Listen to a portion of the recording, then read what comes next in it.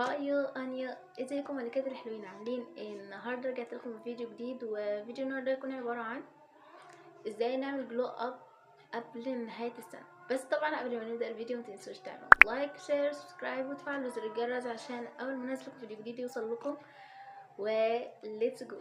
طبعا فيديو النهارده طويل حبتين او مش عارفه بصراحه، بس انا عندي كلام كتير اقوله. فايه المهم، عايز اقول لكم انتوا حشتوني قوي قوي قوي، مضغوطين كلنا انا عارفه، بس ربنا معانا. وبعد التعب ده كله ان شاء الله هنلاقي نتيجه في الاخر. يعني اللي هو انت اسعى واتعب واعمل كل اللي عليك وسيب الباقي على ربنا، وان ليس للانسان الا ما سعى وان سعيه سوف يرى.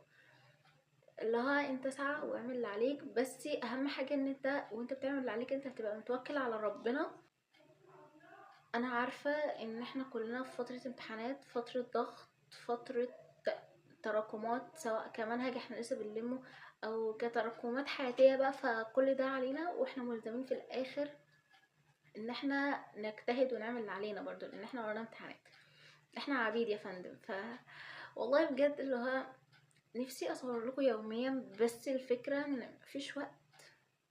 يعني اللي هو انا حاليا هصور، طب والمذاكره متراكمه، فحاجه ابدا من حاجه اهم من حاجه وكده.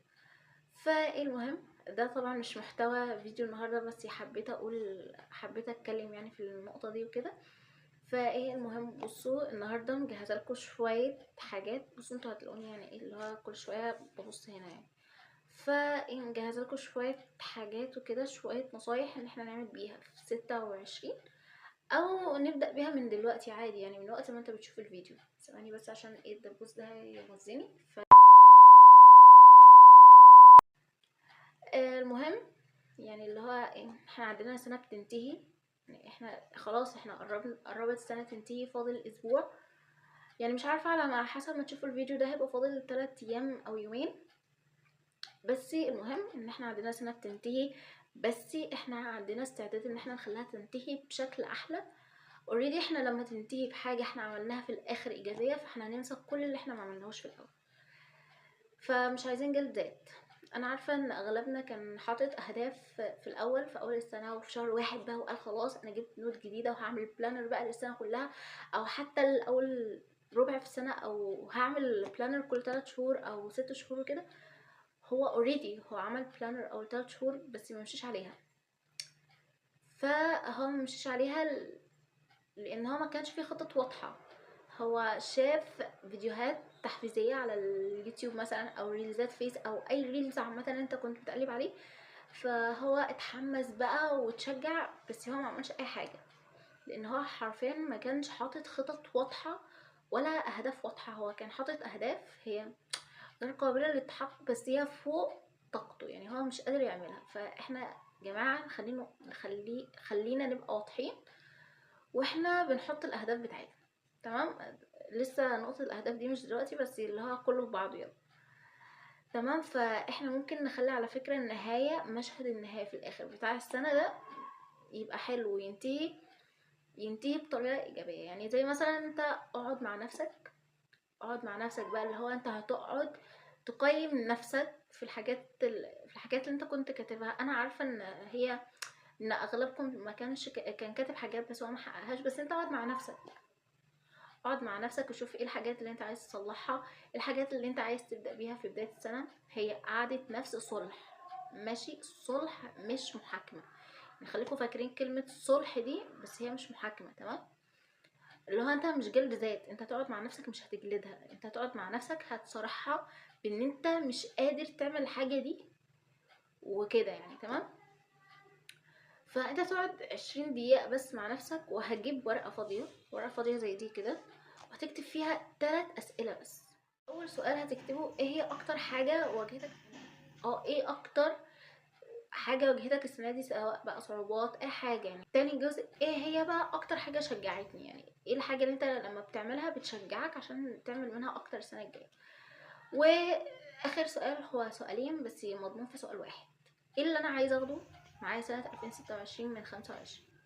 يعني انا حاليا في 25 في حاجات كتير حلوة انا عملتها، فانا عايزاها تبقى مستمرة معايا لحد 2026، لحد مدى الحياة عامة يعني. وايه الحاجات بقى اللي انا عايزه اسيبها، سواء بقى ايه عادات سلبيه، اشخاص، اي حاجه. تمام، اتمنى ان انتوا تكونوا فاهميني. فهو انت مش ملزم ان انت تكتب انجازاتك في الورقه او تجاوب على الاسئله بانجازاتك، لا مش ملزم والله. هو انت هتكتب مشاعرك واللي انت حاسس بيه، لان اول خطوه الانقاذ هي انك تفهم نفسك، مش تقيمها بأسوأ ولا تجلدها. يعني انت افهم نفسك كده، افهم انت عايز ايه. مش اللي هو انت شفت مثلا شفت ريلز على الفيس او على التيك توك. بقول ريلز على الفيس لان انا اغلب وقتي بضيعه على الفيس عامه يعني. فهو انت شفت ريلز على الفيس فقلت فهم كانوا مجاوبين على سؤال مثلا يعني، وانت قلت ان حبيت تعمل زيهم، فكتبت حاجات فوق طاقتك وكده. تفهمني؟ اتمنى والله والله بجد اتمنى ان انتوا تكونوا فاهمين. مهم، يبقى عندنا بقى كذا خطوة ان احنا نمشي عليها عشان نستعد ل26 كويس. ها كويس. فعندنا اول خطوة ان هي ترتب حياتك بنظام، بلاش عشوائية. يعني شوف انت عايز تبقى شخص ناجح ولا فاشل. لو عايز تبقى شخص ناجح، فانت لازم ترتب حياتك وتشوف ايه الاولويات اللي في حياتك، ويعني تخليها في المقدمة عن الحاجات التانية اللي هي مش اولوية، وده اوريدي المفروض كنا نمشي بيه. بس احنا بس يعني اكيد انتوا فاهمين انا قصدي ايه. فهو انت رتب حياتك بنظام، بلاش عشوائية. عايز تصحى بدري، نام بدري.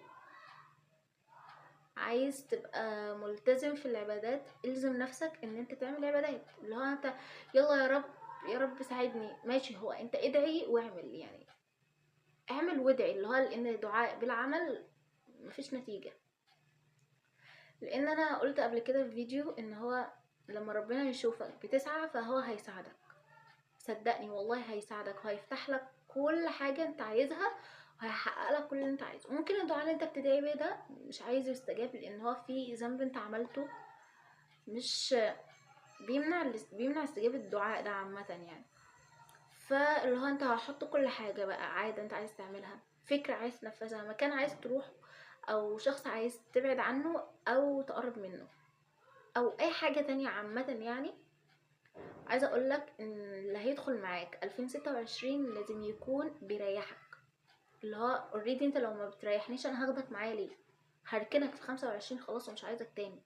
لازم يكون بيريحك مش بيرهقك. يعني اللي هو هتستفاد ايه من حد بيتعبك وبيخليك متضايق على طول بسبب تصرفاته او افعاله؟ طبيعي هتبقى متضايق. فاللي هو احنا مش عايزين حاجه تضايقنا، عايزين الشخص اللي احنا بنتعامل معاه يبقى بيريحنا احنا، لان اوريدي هما مالهم.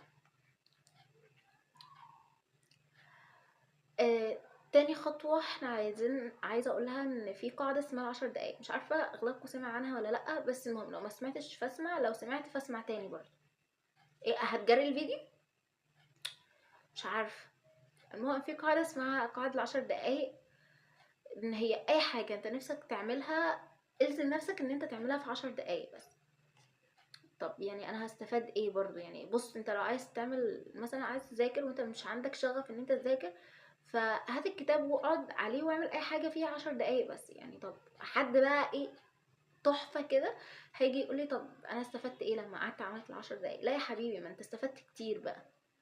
ان ال10 دقايق دول بيولعوا شرارة استمرارية وشغف للحاجة اللي انت عايز تعملها بشكل فظيع. يعني انت ما كانش عندك خلقة اصلا ان انت تعمل حاجة دي، بس يا دوب انت قعدت 10 دقايق، انت اقنعت نفسك ان انت هتقعد 10 دقايق بس مش هتزود. فهو مخنا وعقلنا بيبقى عايز بيبقى محتاج اللي يضحك عليه. فبجد من بعدها بعد ال10 دقايق هتقعد وتكمل الحاجة اللي انت عايز تعملها. تاني حاجة، نظف نفسك. واحد ظريف، واحد تحفة، هيجي يقول لي يعني اخد شاور يا خفة. لا طبيعي يعني، مش قصدي بكده يعني، هو مش قصدي. اصلا انا عارفة ان في ناس تحفة كتير بتتفرج على الفيديو. فهو نظف نفسك ازاي؟ يعني ان انت تعمل ريسيت داخلي صغنطوط كده صغير. يعني اقفل تليفونك شوية، اقفل موبايلك، اقفل موبايلك، روح مكان هادي، خد نفس عميق 5 ل7 مرات. على فكرة هتحس بهدوء رهيب بجد يعني، والله عن تجربة. فكر دايما انك بتستقبل اخر ايام السنة بطاقة عشان تبدأ سنة جديدة. تبدأ سنة جديدة من غير توتر، من غير خوف، من غير اي حاجة سلبية حصلت في 25. تمام. يبقى نظف من نفسك، مش ان انت تاخد شاور يا ظريف. اوكي. اوكي. اخرجوا. فيها ايه لما تخرجوا يا جماعة؟ فيها ايه لما تخرجوا بره نطاق اوضتكم؟ يعني اللي هو اغلبنا لما بيروح الدروس، لما بيخرج قصدي، بيبقى عشان يروح درس مثلا، او يروح يجيب مشوار صغير من اخر الشارع عندهم. فاخرجوا يا جماعة، اخرجوا اتفسحوا، روحوا مكان هادي، روحوا كافيه، اخرجوا تمشوا 20 دقيقة لوحدكم او ساعة حتى. اخرجوا شوفوا الطبيعة، تأملوا في السما مثلا وانتوا ماشيين، اللي هو هتحسوا براحة والله. لان القعدة في البيت كتير بتجيب اكتئاب، والله بجد بتجيب اكتئاب. اللي هو انت قاعد مكتئب مع انك بتعمل كل حاجة، بس انت مش عارف لان حضرتك وشك في وش حتة اوضتك 24 ساعة. واغلبنا ما بيروحش دروسه وبياخدها اونلاين عشان ما يخرجش. في ايه؟ هو في ما بينكم وما بين الشارع طار مثلا وخايفين وياخدوا منكم؟ اخرجوا يا جماعة، اخرجوا. بس اللي هو انتوا مش تخرجوا وتمشوا كتير وترجعوا احنا ورانا امتحانات. انا قصدي ان انتوا تخرجوا مثلا اتمشوا 20 دقيقة في المكان اللي انتوا عايشين فيه وخلاص، وروحوا والله هتحسوا براحة وهدوء. شكرا. المهم، بصوا بقى، طبعا موضوع الصحاب احنا عايزين نختار علاقة واحدة، يا هنصلحها يا هننهيها، مفيش حل تالت. يا هتتصلح وتبقى حلوة وهتعرفوا تتعاملوا تاني وتكملوا تاني، قشطة تمام. مش عارفين تصلحوا حاجة حصلت ما بينكم، سوء تفاهم مثلا، او مثلا اتخانقتوا فانتوا مش عارفين ترجعوا تاني، فخلاص يلا سيبوا في 2025 وادخل مع حد جديد 26. سهل الموضوع، سهل والله. اللي هو احنا مش هنبكي على اشخاص. بصوا انا في حياتي بمشي بيها، اللي هو اللي ما بيراعيش شعورك ما بيخافش عليك يبقى ملوش لازمه.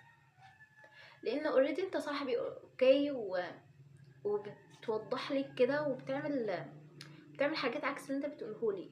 ما ينفعش، لان انا ما بقتنعش بالكلام، انا لازم افعال هتثبت لي ان انت صاحبي بجد وخايف عليا. ان انت لازم تعملي الحاجات اللي انا بحبها، مش انت عارف نقطة ضعف فين وتيجي تعملها. لا، ما عمرك ما هتكون بتخاف عليا بجد ولا صاحبي بجد. فاللي هو اللي ما بيراعيش شعورك ما بيخافش عليك، عادي مش فارق لي. سادس حاجة، احنا نعمل صندوق صغير، صندوق اللي هو كده او برطمان عادي قديم في بيتكو، هتجيبه هتكتب فيه اهداف 26 او 26 بس من غير اهداف. وهتجيب ورق صغير كده وهتكتب الحاجات اللي انت عايز تعملها. وايه، هتكتب الحاجات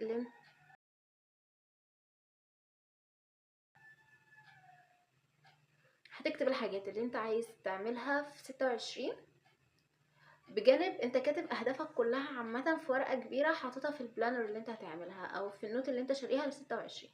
بس ده انت هتقسمه على، هتكتبه في ورق صغير وهتطبقه وتحطه في الصندوق. وكل فتره هتيجي وهتاخد ورقه وتشوف انت هل انجزت ده ولا ما انجزتوش. لان حاسه ان ده بيخليك تنجز اكتر. ان انت هتحطه في المكتب او في مكان في اوضتك عامه يعني. انت كل ما تيجي تشوفه هتفتكر ان انت عندك اهداف محتاج تحققها، ومحتاج اخر السنه الجديده ان شاء الله في اخر يوم في سنه 26 تيجي تفتح البرطمان وتشوف، او الصندوق عامه يعني، اي حاجه هتحط فيها الورق. وهتيجي تفتح الورق وده وهتشوف انت انجزت كام حاجه من اللي انت كنت كاتبها. تمام. يا رب يا رب تكونوا فاهميني. مش عارفه انا قلت كم مره يا رب تكونوا فاهميني، بس مش مشكله. سابع حاجه، هتعمل حركه جميله، عايزك تعمل حركه جميله وبسيطه جدا، وهي انك تكتب رساله لنفسك تحفيزيه. اكتب رساله لنفسك يا حبيبي، انا مثلا انا شطوره، انا اقدر، انا هحاول ان انا اعمل ان شاء الله. اي كلام تحفيزي في العالم بيحفزك من وجهه نظرك انت. فهتكتبه وهتسيبه في اوضتك او هتعلقها على المكتب، وهترجع لها كل فتره بقى. انت كل ما ترجع لها كل فتره وتقرا اللي انت كاتبه، فده بيحفزك ان انت تعمل الحاجات اللي انت عايز تعملها والاهداف اللي انت كاتبها. كل اللي احنا بنتكلم عليه ده داير حوالين ان انت تخرج من 26 محقق اهدافك اللي انت كاتبها في اول السنه. تمام. تامن حاجه، قدر نفسك. انا ما بقعدش في مكان ما ببقاش حاسه نفسي فيه. ليه بقى؟ لان انا اوريدي لو قعدت في مكان مش حاسه نفسي فيه كلهم حوالين، يعني مثلا قاعدين مع صحاب وكده، فانا حاسه ان هما ما بيحبونيش، فانا ما بقعدش فيه. لان انا هستفاد ايه لما الاقيهم كلهم قاعدين بيتكلموا مع بعض وانا قاعده لوحدي؟ فلا، لان اوريدي انا نفسي عزيزه عليا، ملهاش لازمه اصلا ان انا اقعد معاهم وهما مش فارقه لهم مثلا، او مش حاسين بوجودي عامه يعني. لان بحب المكان اللي انا ببقى رايحه فيه، اللي هو انا بحب المكان اللي انا ببقى رايحه فيه ابقى موجوده فيه، مش هبقى رايحه في مكان مش موجوده فيه. يا رب تكونوا فاهميني. مش عارفه انا قلتها كام مره، بس انا لما بفتح الكاميرا وبقعد اتكلم بنسى كل حاجه، عشان كده كتبتهم ومش عارفه اتكلم برضو.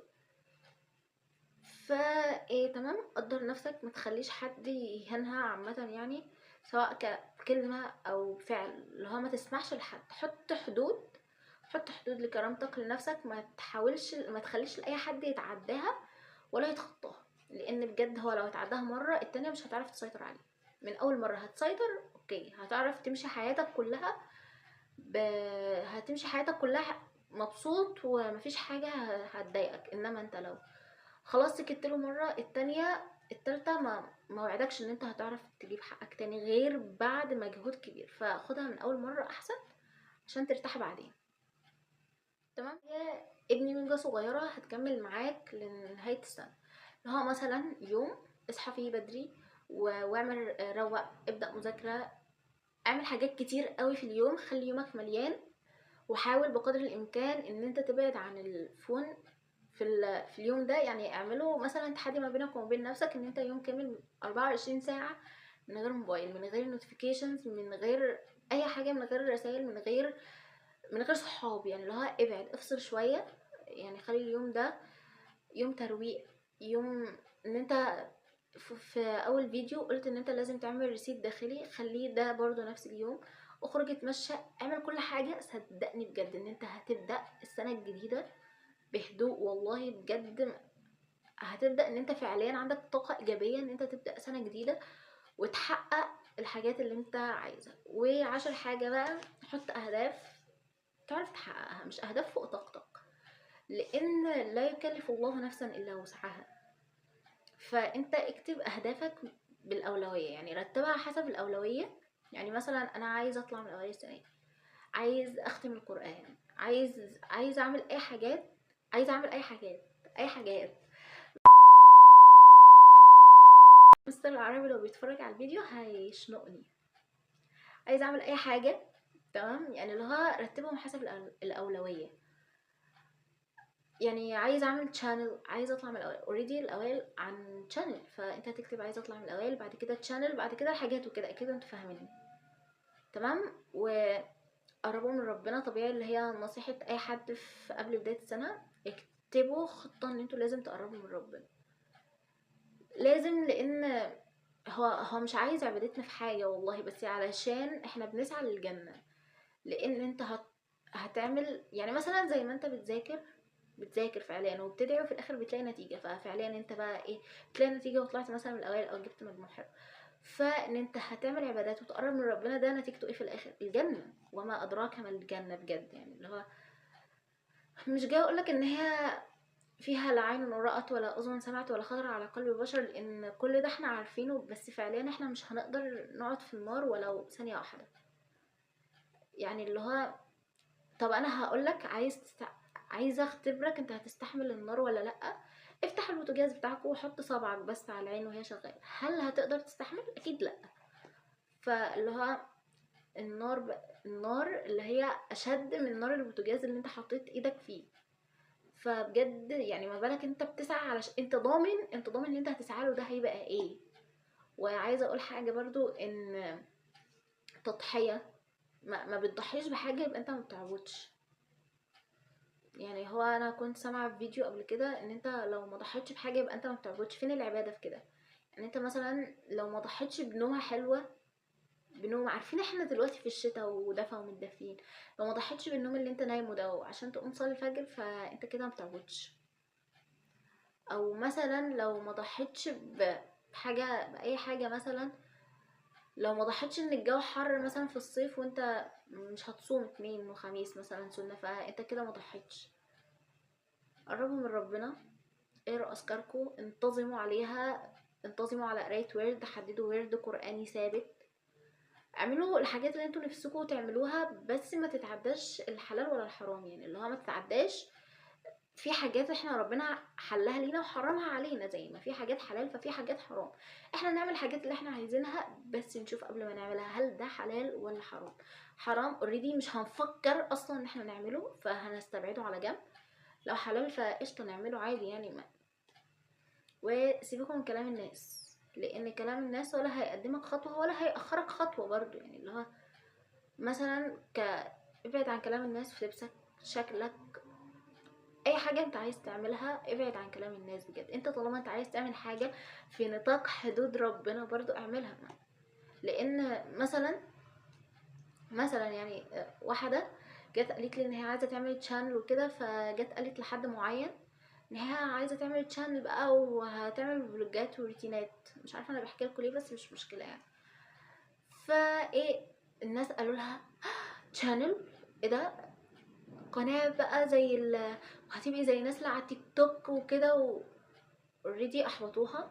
فمالكش دعوه بكلام الناس، تمام؟ خليك في نفسك انت بس، ما تركزش في حد لان كل واحد، احنا لو خلينا نفسنا في نفسنا مش هيحصل اي حاجه والله. هنتعايش والحياه هتبقى تحفه.